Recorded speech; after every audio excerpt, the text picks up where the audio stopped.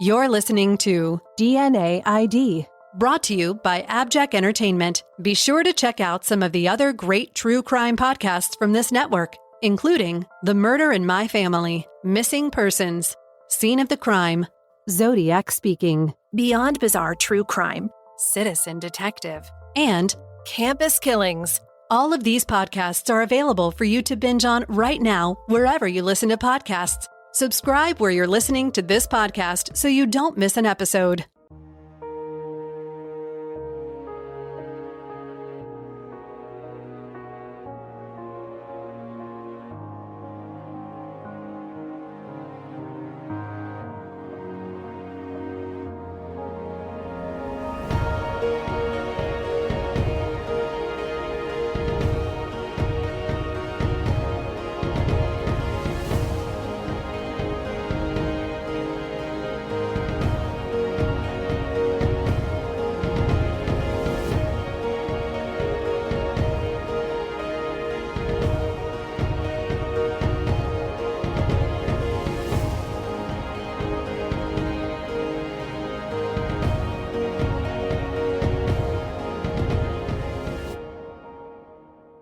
On November 5, 1980, Florida Department of Transportation highway workers had the shock of their lives. They were mowing the grassy portions of the wooded median strip between the north and southbound lanes of I-95 when they found a small cluster of human bones amidst the brushy undergrowth. The location was a mile north of Taylor Road near the Port Orange exit, 4.5 miles north of the Volusia-Brevard County line. Responding Volusia County Sheriff's Office deputies guessed that the scant pile of bones belonged to a child. The bones were collected and submitted to the Volusia Medical Examiner's Office for analysis. The complete skeleton did not belong to a child, but a young woman. She was estimated to be between 18 and 23 years old, and fairly tall, between 5'6" and 5'8". Hair was still evident, which told the investigators that the Jane Doe, who had no ID, had light brown or blonde hair. Nicks on the ribs and breastbone told the pathologist that she'd been stabbed in the chest and torso. It was unknown how long she'd been deceased, but it was a matter of months, not days. Clothing found on the body included red shorts with blue trim, a red t-shirt with an iron-on patch with an image of a bullfight saying, "Do it in the dirt," and a second patch on the lower left emblazoned with the name of Rat's Hole, a t-shirt shop in Daytona Beach. Green plastic clogs, size 8, were still on her feet. Either in her pocket or with her body were a white handkerchief and 27 cents in coins. The Jane Doe had had significant dental work done. According to the Doe Network, she had metallic amalgam restorations on teeth numbers 2, 3, 14, 18, 19, 30, and 31. She was missing a filling in tooth 17. Further, the fillings she had were deemed to be of poor quality, consisting of materials that were no longer being used by dentists in the United States. Volusia authorities were hopeful that dental records could identify her, but no missing persons reports matched her description. They circulated that description to law enforcement agencies nationwide to no avail. Time passed, and while there was no new information as to the identity of Jane Doe, there was a massive development in the search for her killer. On April 1, 1980, Gerald Stano of Ormond Beach was arrested for the attempted murder of a sex worker in Daytona Beach. The woman, Donna Hensley, survived a horrific attack by Stano just the day before. He had picked her up in his red Gremlin, and they went to a hotel room. Once there, they argued over her price, and he went after her with a can opener, scissors, and a nail file. Donna managed to run screaming from the motel room, bleeding from 30 slashes on her body. Stano jumped into his car and drove away, and Donna ran to the front desk. They called police and an ambulance. Donna's entire thigh was sliced open, and she ended up needing 27 stitches. But she knew exactly who had attacked her. Stano was familiar to her and many of the other sex workers in the area. Donna told Daytona Police Detective Sergeant Paul Crow and other investigators Stano's name, and they picked him up. Under interrogation by Daytona Beach Police Sergeant Paul Crow, Stano was asked about the murder of Clemson University scholarship student Mary Carol Marr, who had been found stabbed to death on February 17th after leaving a nightclub. Stano looked at her photo and admitted that he had given her a ride to Atlantic Avenue. Sergeant Crowe kept at it, asking Stano if he'd come on to Mary if she'd rejected him, and if he got mad. Yes was the answer to all 3 questions. He eventually admitted to stabbing Mary to death in his car and was able to lead Crowe to where her body had been found and describe just how he had posed her. Stano was eventually charged with the murder of 3 women in Volusia County: Nancy Hurd, Mary Carol Marr, and Tony Van Haddocks. He pleaded guilty to avoid the death penalty and was convicted. He had also confessed to 3 additional murders, those of Ramona Neal, age 18, 16-year-old Linda Hamilton, and Jane Doe. But pursuant to a plea bargain, he was not charged with these slayings. The same was true with regard to the aggravated battery of Donna Hensley. After his conviction and sentenced to 3 consecutive life terms in September 1981, Stano started talking. He sent a letter to Sergeant Crowe and in several meetings between the two confessed to 16 more murders. Stano did not want to be sentenced to death and wanted to avoid death row. So he gave just enough information that Sergeant Crowe then had to try to figure out which cases he was talking about. In the end, Stano confessed to killing 41 women. He admitted to picking up female sex workers and hitchhikers in Florida, Pennsylvania, and New Jersey, killing them, and dumping their bodies from his vehicle on the sides of roadways. By the time he was arrested in 1982, he had been killing for nearly a decade, since his high school years, possibly as early as 1969. Although he only received 8 life sentences and 3 death sentences, some investigators believe Stano is responsible for as many as 88 slayings. According to the Daytona Beach News-Journal, quote, "The man who arrested Stano, former Daytona Beach Police Detective Sergeant Paul Crowe, who later became chief, believes Stano killed about 120 women. He said investigators believe he killed 6 to 8 people a year as soon as he received his driver's license," end quote. Stano claimed to kill women because they angered him. He saw red. They reminded him of his ex-wife, or they talked back. "I can't stand a bitchy chick," he said of Mary Carol Marr. 2 of Stano's victims remained unnamed, and one was Daytona Jane Doe. Stano said that Jane Doe was a sex worker whom he picked up outside a bar on Main Street in Daytona Beach in 1978 or 1979. He named a pirate-themed biker bar where he was a regular. Once they were in his car, Stano said that he beat her and killed her by strangulation. This differed from the determination of the medical examiner that she'd been stabbed. Stano claimed to remember exactly what was on Daytona Jane Doe's shirt, the patch with the slogan, "Do it in the dirt," an advertising slogan for a motorcycle manufacturer. But the patches Jane Doe was wearing and some other specifics had been in the media when it was learned that police were questioning Stano about the case, and Stano easily could have learned this detail. He had incentive to lie because he was required to give details of his murders in order to ensure he secured plea agreements. In the end, Stano confessed to killing 41 women, mostly in Florida, Pennsylvania, and New Jersey. He admitted to preying on women who were walking, hitchhiking, whose cars had broken down, and so on. Women who were vulnerable and inclined to accept assistance from a nice stranger.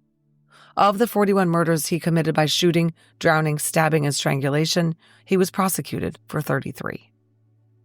By 1983, Stano could no longer avoid the death penalty. On June 8th, he entered guilty pleas for the murders of Susan Bickrest and Mary Muldoon. Susan was a cosmetology student whom Stano followed from a Daytona Beach bar, forced into his car at gunpoint, beat her with his fist while wearing a heavy class ring, strangled, and threw into Spruce Creek to drown. The other was Mary Catherine Muldoon, whom Stano lured into his car, beat, made to kneel, shot, and dumped in a drainage ditch still alive where she drowned. In September 1983, prosecutor Larry Nixon also succeeded in getting Stano sentenced to death for the murder of 17-year-old Kathy Lee Scharf 10 years earlier. Prosecutor Nixon described Stano as a psychopath.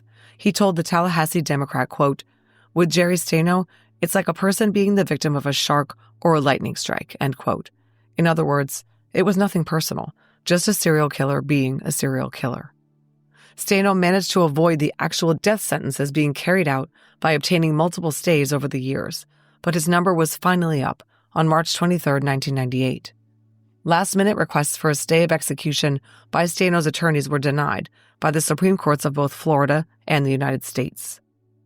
Florida's method of execution of choice remained the electric chair, even though executions had been halted a year earlier after the botched execution of Pedro Medina. As the voltage shot through Medina's body, his head burst into flames. Flames shot from under his face mask, and fire burst upward from his cranium as observers recoiled in horror. The humaneness of the electric chair was debated after the Medina debacle and a previous malfunction, but within 12 months' time, Florida's Supreme Court had upheld the electric chair as not being cruel or unusual punishment under the Constitution, and the state authorities had decided once and for all that they were committed to electrocution as the preferred means of execution. Gerald Stano was going to be strapped in at 7 a.m. on the 23rd. On the 22nd, his last meal was a Delmonico steak, bacon bits, baked potato with sour cream, some French bread with butter, and a tossed salad topped with blue cheese dressing. For dessert, he requested a half-gallon of mint chocolate chip ice cream and 2 liters of Dr. Pepper. Stano's last words were simply that his attorney would be handing out a statement after the procedure was completed. The execution was attended by family members of Stano's victims, some of whom yelled things like, "Die, you monster, die," while the executioner turned the dial. The mood, when it was over, was celebratory for some, with family members cheering and lighting cigars. But Stano tried to undermine the confidence of his enemies, with his final statement professing his innocence and saying he was railroaded by police. I think it's safe to say that not a single person believed him.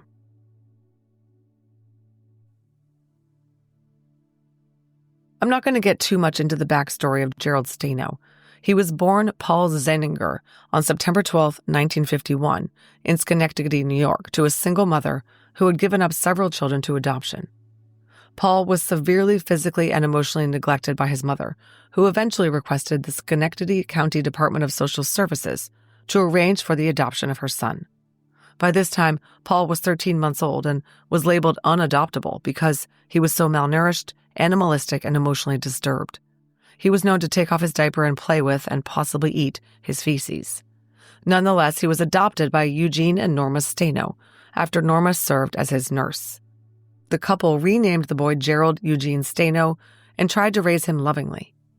But Stano was a problem child for the duration of his youth, wetting the bed, killing animals, pulling fire alarms, stealing, and throwing rocks from overpasses at cars below. Even military school did not help.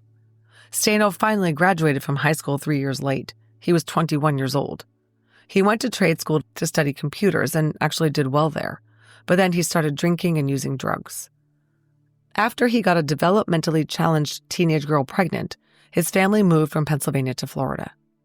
After getting engaged there, he was arrested for check fraud, but released at the request of his fiance's family. The young couple married in 1975, but Stano soon started physically abusing his wife, and she divorced him, by some reports, within 6 months' time. Unbeknownst to his ex-wife and his adoptive parents, Stano had started killing women and girls in 1973. He fancied himself a bit of a charmer, wearing his shirts unbuttoned down his chest when he came on to women. He had a lot of success at getting them into his car. But at the slightest provocation, such as a comment that the song on the radio wasn't a favorite, he would go into a rage and strike. Per the plea agreement, Stano received no sentence for his role in the death of Daytona Jane Doe. Her murder technically remained unsolved. Over the years, attempts were made to identify Daytona Jane Doe using the limited tools available to law enforcement. The investigations unit stayed on top of the case as much as possible given what they had to work with, and the fact that they had about 40 John and Jane Doe cases on the books. An artist sketch was done of Daytona Jane Doe by Samantha Steinberg of the Miami-Dade PD based on her skull. She was listed in the Doe network as 382-UFFL and in NCIC under US 920-40242, and a NamUs profile, UP724, was created for her on November 19, 2017. The National Center for Missing and Exploited Children employed a forensic artist to publish detailed images of Jane Doe. The images show a female with darker skin and dark hair pulled back into a ponytail. The images resulted in a perception that Jane Doe's skin tone was non-Caucasian. This turned out to be inaccurate and may have been misleading. A few tips rolled in, resulting in rule-outs, but generally, the case did not move much. Finally, it was time to try genealogy. In 2023, the Volusia Sheriff's Office teamed up with FHD Forensics after that organization reached out offering its assistance on any unsolved cases the agency had that might benefit from DNA and genealogical analysis. FHD Forensics is a team founded by veteran genealogist Allison Peacock, consisting of genealogists, an attorney, and a cold case liaison. The sister organization for FHD Forensics is Genealogy for Justice, a 501c3 organization that raises funds to pay for genealogy analysis in unidentified human remains cases and to advocate for surviving family members. Genealogy for Justice manages the Dean and Tina Lynn Klaus Memorial Fund, which was initiated by family members of Dean and Tina Klaus. I'll be covering the Klaus case in a future episode, but in a nutshell, Dean and Tina hailed from Volusia County, Florida, and relocated to Texas. They disappeared from that state and were believed to have headed to Arizona with a religious cult. It wasn't until 2021 that their bodies, which had been a Texas Jane and John Doe for 41 years, were identified. Their surviving daughter, Holly, started the fund with other family members, explaining that they hoped to end suffering like my family had to suffer all those years. In 2023, Genealogy for Justice collected and awarded $50,000 in funds. Some of those monies went to the Volusia Sheriff's Office because Dean and Tina Klaus's families wanted to help solve cases in a geographical area that was close to their hearts, Volusia, where Dean and Tina grew up. This from prnewswire.com, quote, "This particular investigation was a meaningful one for genealogist Allison Peacock and both organizations. The family thought it would be special to focus on a case that was close to home. Gerald Stano terrorized Dean and Tina's home county until he was finally arrested in 1980, end quote. Several previous attempts to obtain DNA from Jane Doe's remains, in particular her teeth, had failed. Then the Volusia Sheriff's Office Major Case Unit and Medical Examiner's Office submitted a bone from Daytona Jane Doe to Estrella Forensics for DNA extraction and preparation of a SNP profile. Then the profile was uploaded by the genealogist at FHD Forensics, Allison Peacock, to FTDNA and GEDmatch. And there she found very close genetic relatives, including one who shared an amount of DNA consistent with a first cousin once removed to Jane Doe. The entire family was rooted in Indiana, so the genealogist knew she had to look there for Jane Doe. And she found an Indiana family who was cousins to the top match, who had lived in Volusia County, but then the parents divorced and moved back to Indiana. They had a daughter born in Indiana who was in the right place in the family tree to be Jane Doe, and for whom there was no proof of life since the late 1970s. She had been mentioned as deceased in her mother's obituary, which confused things. But the more she dug, Ms. Peacock became more and more convinced that she had identified Daytona Jane Doe. In March 2024, FHD Forensics had a name for Detective William Weaver of the Volusia County Sheriff's Office. She was likely Pamela K. Wittman. A DNA sample from a close family member confirmed the genealogist's hypothesis. A public announcement was made in October 2024 once all the testing had been confirmed and the detective had dotted his I's and crossed his T's. Daytona Jane Doe was Pamela K. Wittman. Sheriff Mike Chitwood said in a video statement, quote, "I am proud of my detectives who, since 1980, were relentless in trying to identify that young woman who was murdered and dumped on the side of I-95. And here we are, 43 years later, able to reach out to the family and at least bring closure for their sister. This brings closure to a family that has spent decades wondering what happened to their loved one. While the truth is heartbreaking, I'm grateful for the hard work that allowed us to give Pamela the dignity she deserves with a proper memorial."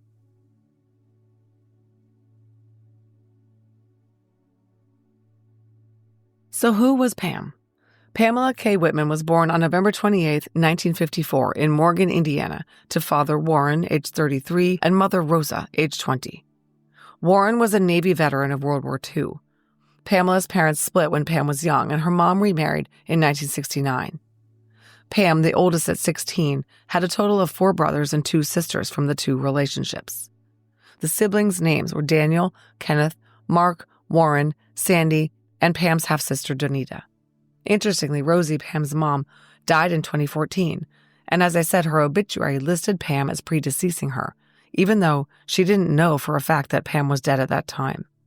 Pam's father, Warren, has also long since passed away. Pam lived in Daytona Beach briefly as a child, but her parents divorced during this time in Volusia County. With her mom, she then moved back to Martinsville, Indiana, where her entire extended family was based.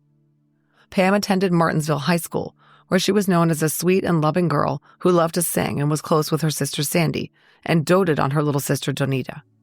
But things at home became difficult for Pam.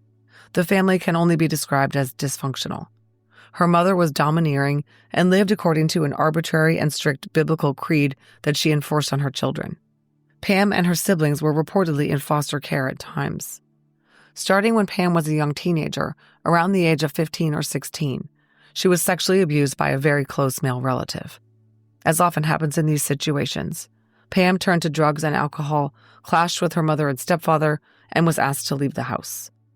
Nonetheless, she managed to graduate from Martinsville High School in May of 1972.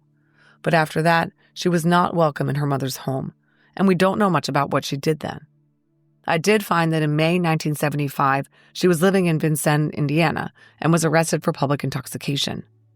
She was arrested again on the same charges in May 1976, and in January 1977 was sentenced to 3 days in the county jail. The genealogist who solved Pam's case, Allison Peacock of FHG Forensics, told me that she learned from people who knew Pam during this period of her life that Pam was a gentle soul who just wanted to be loved and accepted by her family. But that was not to be, and Pam left Indiana in search of a better life. It's unclear when exactly Pam moved to Florida, but we know that she did. The investigators have been unable to locate any address or employment records for her. She was estranged from most of her family, but she kept in touch by phone with her sister Sandy, who was just a little younger than Pam was. Pam told Sandy that she was working as an exotic dancer in Daytona Beach and moonlighting as a sex worker. This was in 1978. After that, she went silent. Her family did not file a missing persons report for her. One of her brothers left the family right around the same time as Pam, and there was concern that he had harmed her and their disappearances were linked. We now know that was not the case.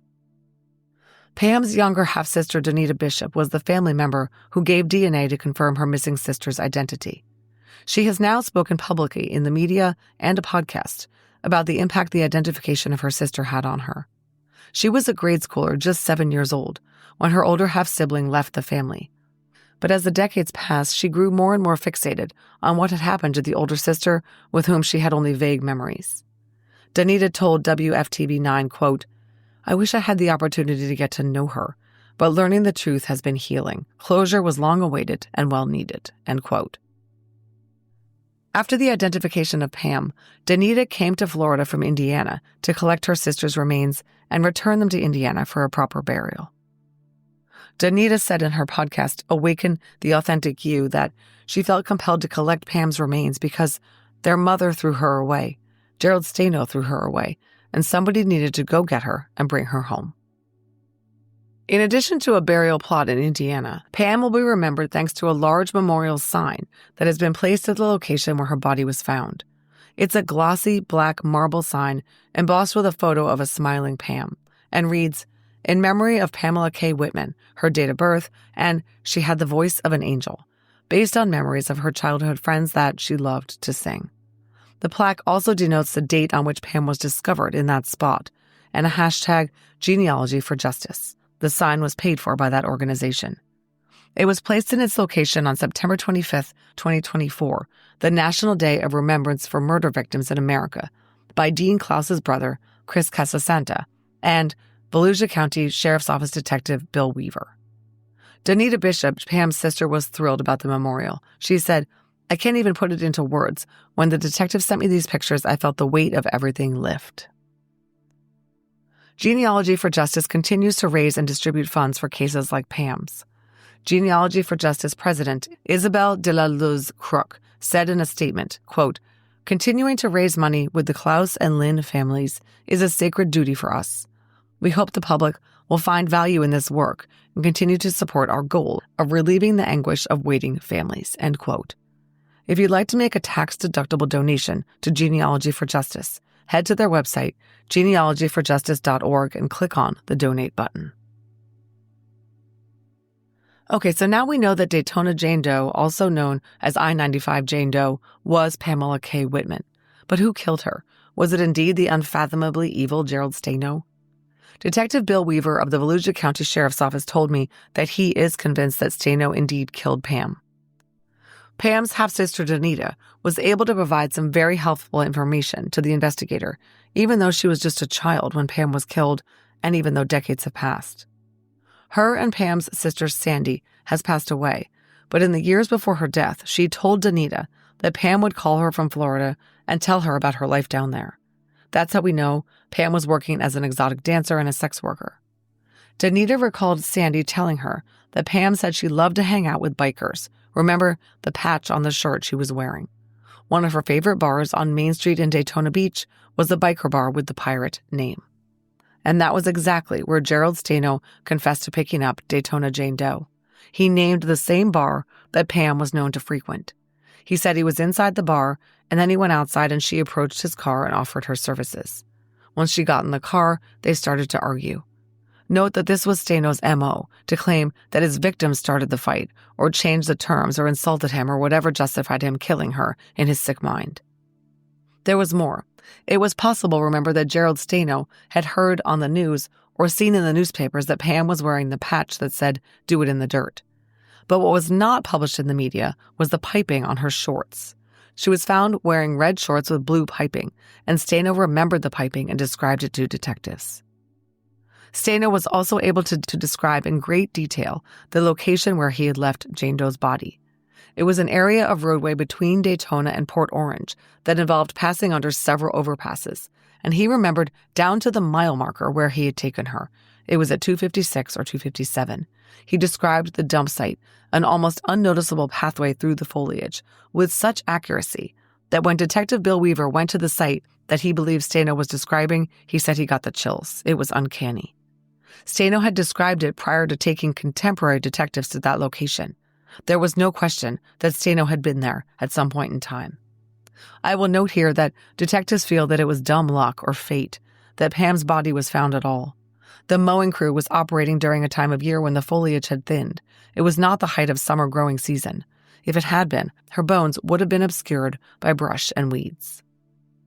Investigators chalked the discrepancy in Stano's recollection of how he killed Pam. He said she was strangled, but she was actually stabbed, to his inability to distinguish among his many, many victims, several of whom were both strangled and stabbed. Detectives now believe that Pam was killed by Gerald Stano sometime around February 1980. Her body was discovered 9 months later. Pam was 25 years old when she was killed. She had escaped a life of abuse in Indiana to start afresh in Florida, only to fall into the hands of a monster. May she rest in peace. Recently, I let listeners know about a new benefit available to them called an AbJack Insider subscription that's available through Apple Podcasts. An AbJack Insider subscription will give listeners ad-free access to every bit of DNA ID content published, both past episodes and future episodes. It will also give you benefits like early access and bonus content. Head over to Apple Podcasts and click on the DNA ID show page or the AbJack Entertainment channel to start a free trial. Thanks for listening to this episode of DNA ID. If you'd like to listen to the show ad-free and help support the show in the process, please head over to patreon.com/DNAID. And if you're interested in some fun DNA ID merch, visit the store at customizedgirl.com/s/DNAID podcast. To contact the show, please email us at dnaidpodcast@gmail.com. Follow us on social media at DNAID Podcast on Instagram, at DNAID Podcast on Twitter, or on Facebook at facebook.com/DNAID Podcast. Finally, if you want to visit our website, go to DNAIDpodcast.com. You'll be able to get all the episodes of the show, leave comments on episodes that I can respond to, and you can even leave voicemails. You'll get all the latest news about the show and important updates. Find links to our social media, merch, and a lot more. It's really your one-stop shop for everything DNA ID. DNA ID is written, researched, and hosted by me, Jessica Betancourt. It's produced by me and Mike Morford of AbJack Entertainment. Music by Connor Betancourt. Check out our other collaborative podcasts, Scene of the Crime, Missing Persons, and Beyond Bizarre True Crime.